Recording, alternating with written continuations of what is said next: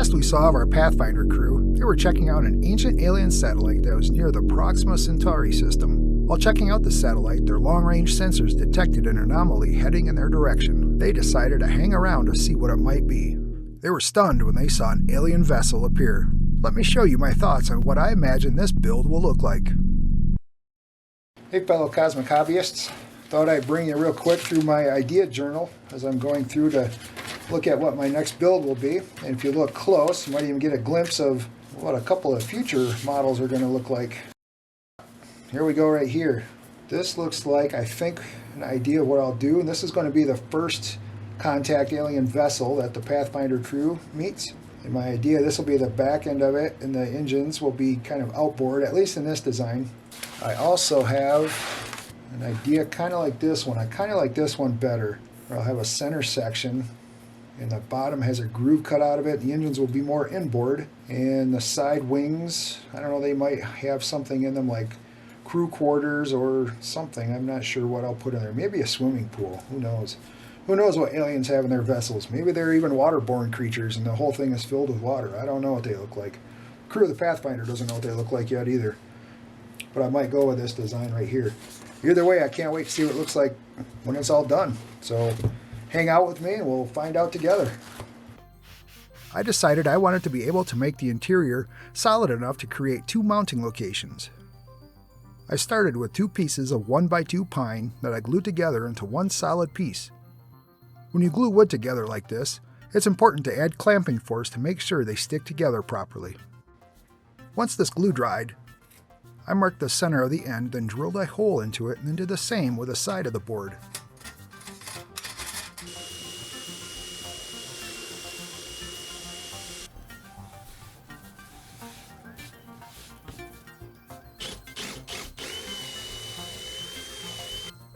I epoxied a 5/16 inch threaded insert into each hole so I would have the ability to attach this vessel to future mounts to make it easier to do photography or green screen work. And later in the video, you'll see the cool mount my dad made for me, just for these ships. It utilizes the 5/16 threaded inserts and was super handy for working on this model. Once the epoxy had all cured, I cut styrene to match the size of the wood core. I wanted to laminate this to the wood so I would have a surface that I could attach more styrene to with my favorite Weld-On 3 solvent. I used more epoxy to do the laminating with. It made a great bond between the 2 surfaces, and once cured, there was no way I'd be able to separate the 2 without destroying the styrene I had attached to it.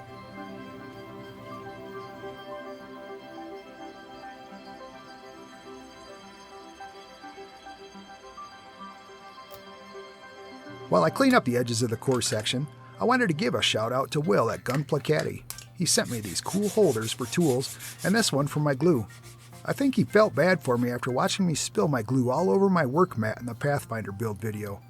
Thanks, Will. I'll put a link to his Instagram page below. With the core section ready to go, I started to build out the interior structure. I made the bulk of this from 40,000 styrene for strength. I should also mention that I decided to make this vessel in N scale, so it fits well within the same size range as my Pathfinder model and would also look great on an N scale train layout.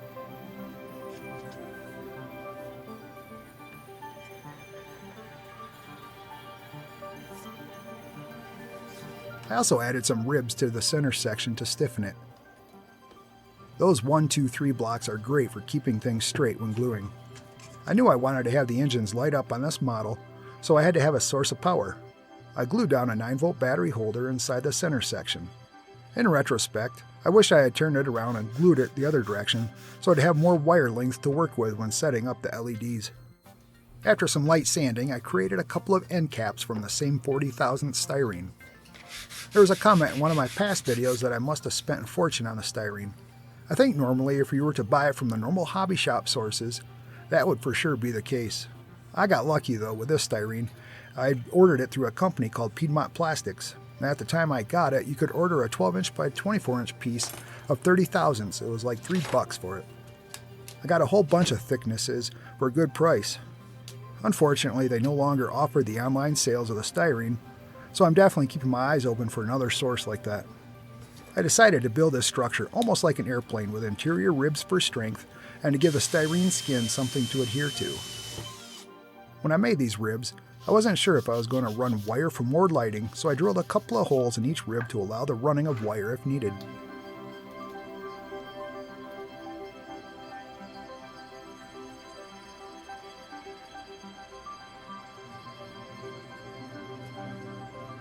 Now on to adding some skin to the outside. For the majority of the outer sheeting, I used 30,000 styrene. I do love using styrene for models, as it's super easy to work with. All you have to do is score it with your X-Acto, then you can snap it down the score line. Sometimes you do need to do some edge cleanup, but it's not bad at all. A little weld-on 3 on each attachment point does wonders to stick everything together.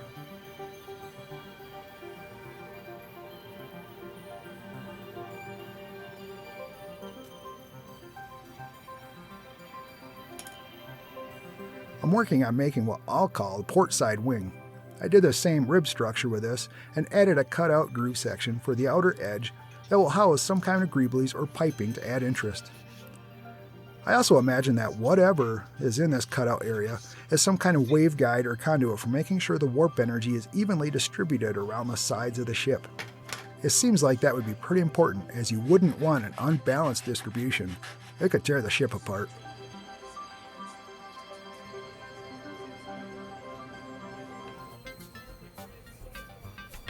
I also decided to add some of the skin to the structure at this point. This was also with 30,000 styrene. Once I got the port side complete, I did the same process for the starboard side. Which makes me wonder, since this is an alien race, I wonder what they call the left or right sides of their vessel.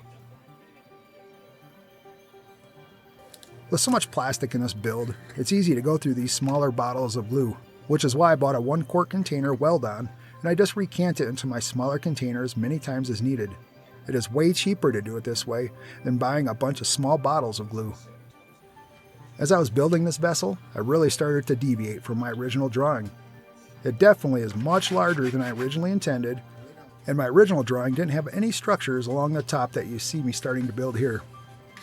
One of the things I did find is that these kinds of builds start speaking to me as I work on them, almost like they're telling me what they want to end up like.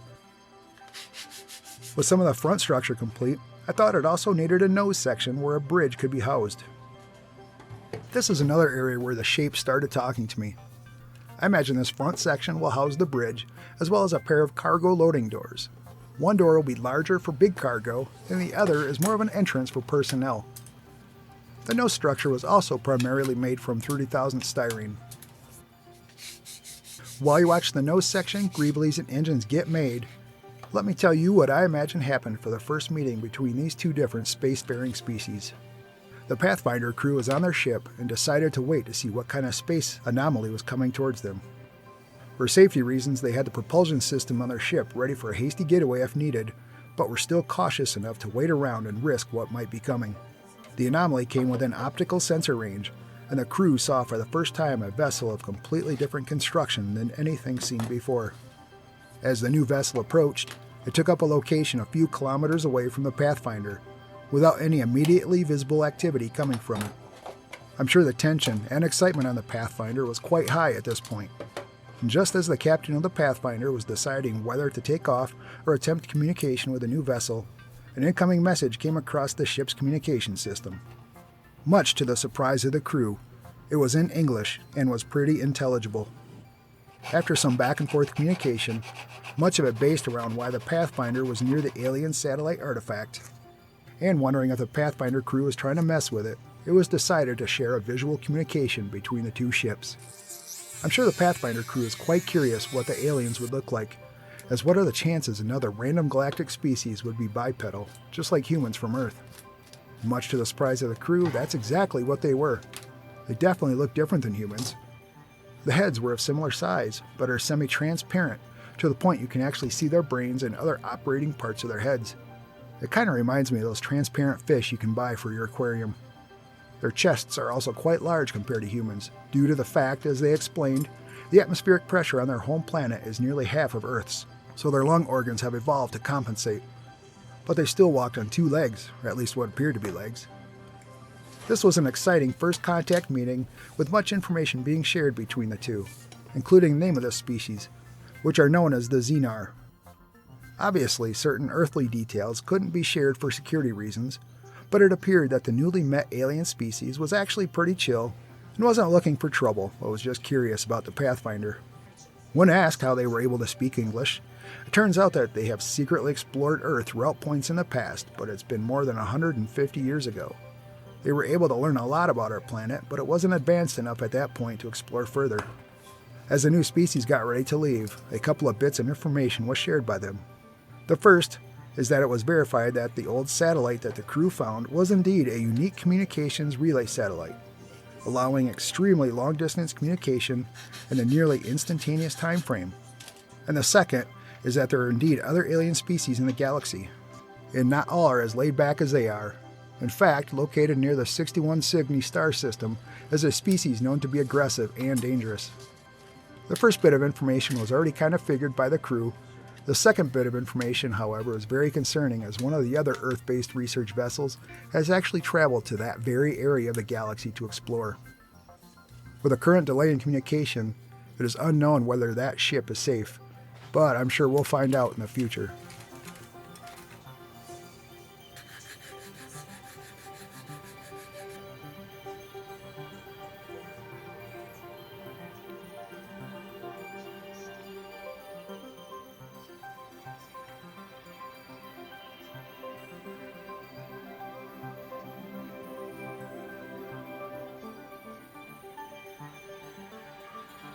Once the basic shape of the engines were complete, I started to work on the electronics to make them light up. I bought an LED light strip from Amazon that runs on 5-volt USB power. I wanted this type in case I decided to do some USB-powered projects in the future. For the setup, I ended up buying some variable buck-boost converters to convert the 9-volt power down to 4.9 volts to power my LEDs. It worked great, but after doing some research, it turns out this isn't the ideal method to use, and I should have just used some resistors for my voltage drop. Oh well, we'll see how the longevity goes for this method. These LED sections have red, green, and blue LEDs in them, but I wired them to only use the blue section, as any good alien species would have ion engines that are blue only. Red or green ones would be unlikely, as they are too inefficient. I cut a piece of styrene to stick the LED sections to, and decided each engine would have 4 LEDs to help ensure even distribution of the light as well as be bright enough to see them well. I also decided to use high-quality 3M adhesive on each one. I know these LEDs come with adhesive on them already, but I read some reviews that said the included adhesive wasn't the best. I didn't want the LED sections coming off at some point in the future. And besides, you just never know how rough these aliens like to fly their ship. Once I stuck these sections to their styrene card, I pre-tinned some wire to solder to them. A cool tip I heard for wire to use for something like this is the solid core wire from the inside of an Ethernet cable. So that is what I did. I had a couple of old cables laying around, so I pulled some of the wire from the inside to use for this project. It ended up working great. To help diffuse the LED light better, I used some lightly frosted plastic that I sanded to be even more frosted. I then superglued some of this cool ribbon-type material that I found at a local Walmart. It has a cool texture that looks high-tech and made me think of some kind of emitter structure for the inside of the engine, almost like an afterburner ring inside of a jet engine.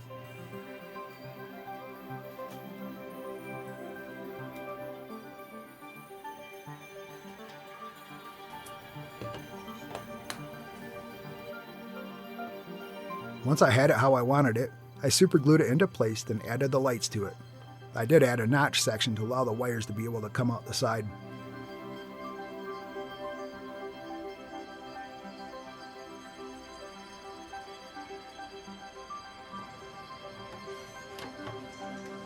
With both engines having their LEDs attached, I glued them in place and wanted to make sure they worked correctly. I hooked them up to my benchtop power supply to check. There we go. 2 bona fide alien technology blue ion engines. These ought to make this ship move through outer space like nobody's business. Now that I know they work, I added a small slide switch so it could be hooked up to its internal battery power. I just used some simple styrene that was notched out for the switch and soldered all the wires together. Unfortunately, the shrink tubing I had was a bit too big for the job, but it should still be okay. Once everything was soldered and shrink tubing applied, I hot glued the buck boost converter in place and gave it a try with its internal switch and battery power. Voila, it worked. I needed to notch out some more of the structure to add some more special piping that goes around the perimeter of the ship. I like to think this is also part of a warp field waveguide conduit, or even some plasma tubes that feed the warp waveguides around the vessel. I actually found the small blue tubes that I used for this at a Goodwill store some time ago. They were part of a kid's construction toy, and it turned out they worked great for this kind of stuff. I duplicated the same process for the other side of the ship. With a bunch of this internal structure complete, I was ready to start adding some of the skin sections to get it closed in.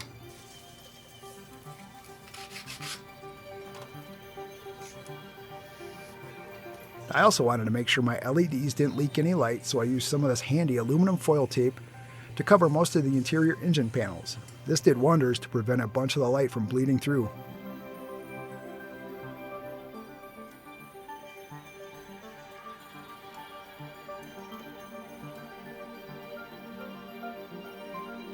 I did still have a few light leaks, but those ended up being taken care of with more styrene and paint. Then back to adding some more paneling.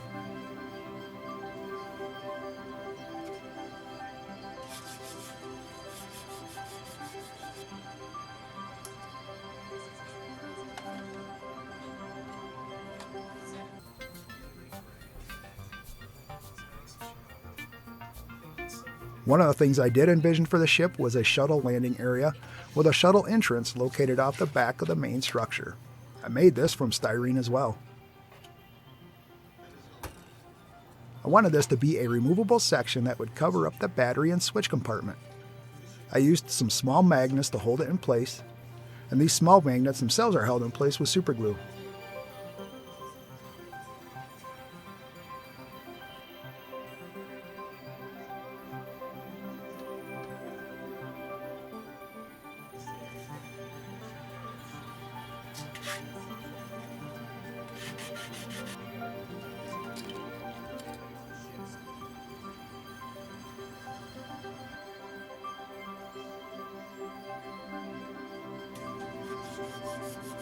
I am pleased with how this section turned out.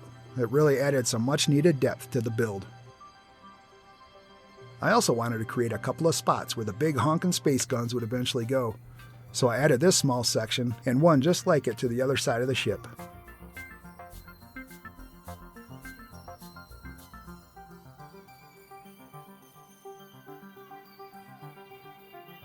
I also wanted to start adding some detail to the bottom, so I used a plastic grill type material I found to add to the structure.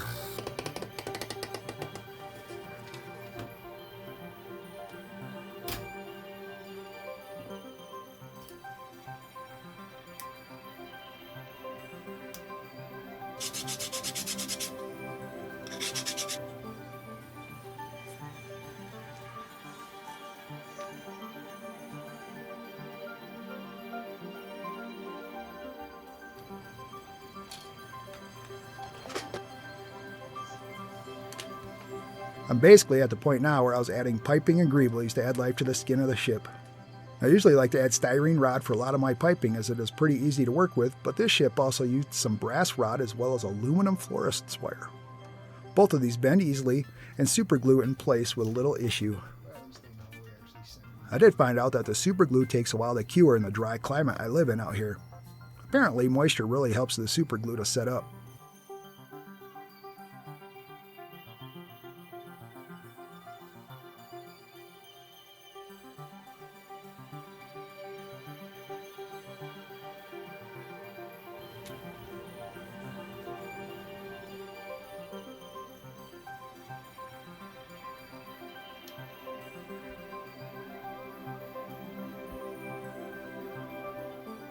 One of my favorite items to use is old train parts for greeblies.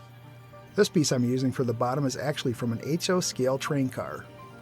It has some great ribbing and detail that worked well for the bottom of my ship. And here I'm enlarging an existing hole to go over the mounting hole that I have in the bottom of the ship. The bottom of the ship itself doesn't escape getting the greeblies and piping added either.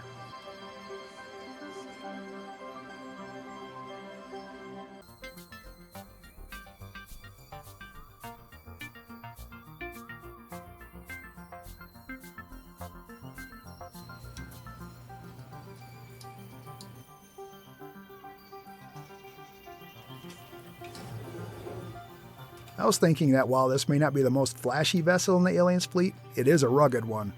Case in point is the additional plating that I added to the bottom.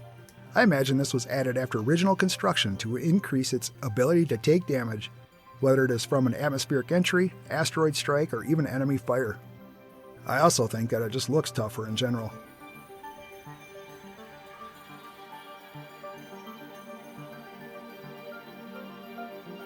Overall, with all the greeblies, piping, and paneling in place, I'm pretty pleased with how the physical build of this beastie turned out. It is quite a bit bigger than originally planned, and was figured to only have a crew of about 15, with most of it being ran by AI.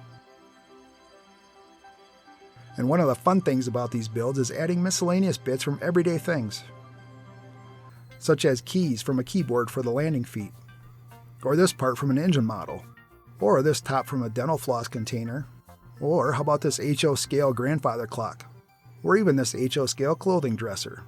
Here's a couple more HO scale dressers in a filing cabinet. And once the paint's on them, no one will ever know.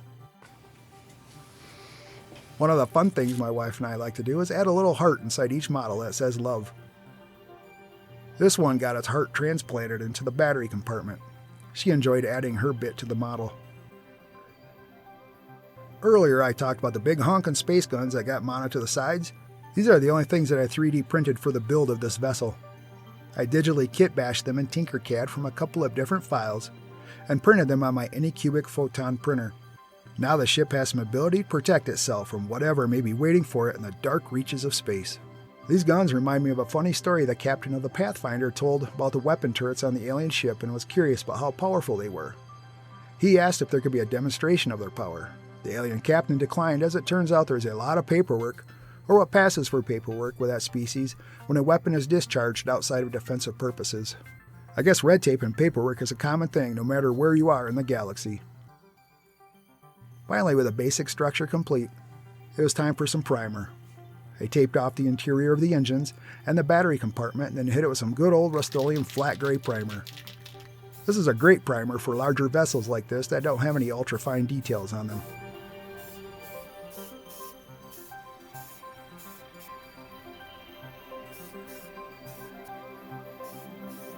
I love how everything comes together with a coat of primer.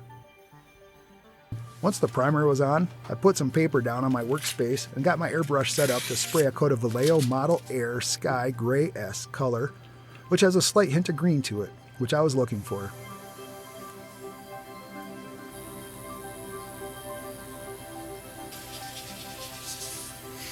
With the base coat on, I added darker green to the center of the panels. This added a nice bit of extra depth to everything once a real light coat of the original color was added over it.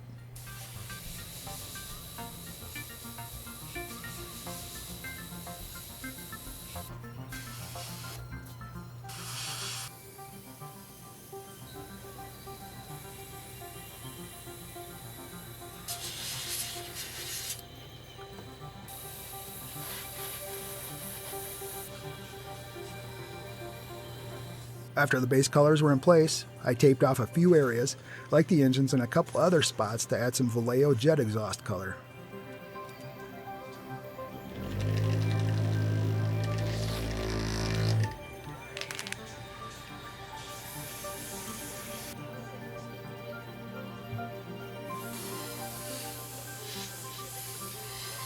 After all the jet exhaust color was added, it was time to hand paint the piping and wiring.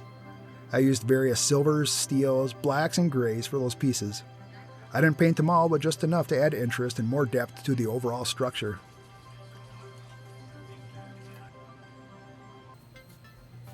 I also airbrushed some detail on the landing pad, such as the darker green stripe around the perimeter and a worn out yellow landing stripe leading into the shuttle bay.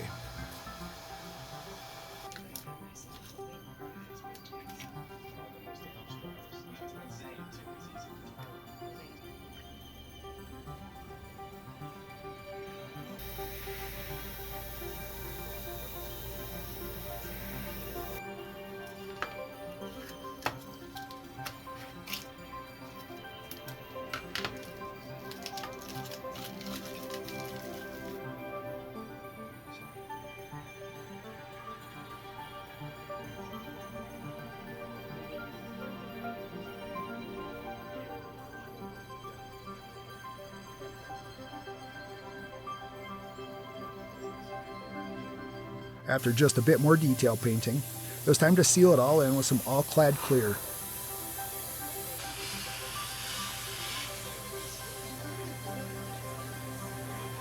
I did some chipping and weathering, which started out with Vallejo oily steel color. I used a small piece of sponge and a forceps dipped in the color where the majority dabbed onto paper towel at various spots that I imagined would get worn down. After that, it was a reddish rust color using Vallejo red leather, which utilized the same technique. My thinking is that this ship has been flying in space for about 30 to 40 years and has accumulated lots of wear to its paint coatings, as well as lots of dust stuck to it after multiple atmospheric entries.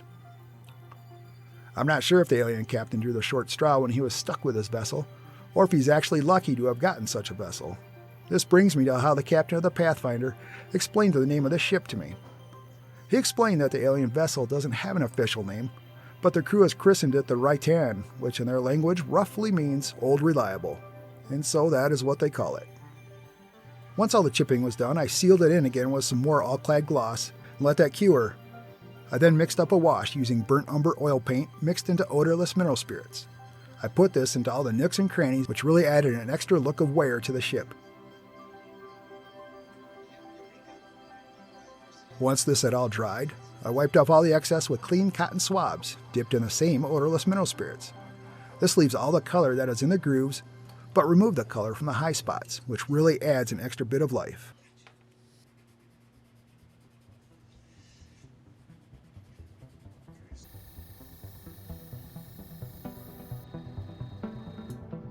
Once that was all dry, I sprayed everything with a good coat of all-clad matte and called this one complete.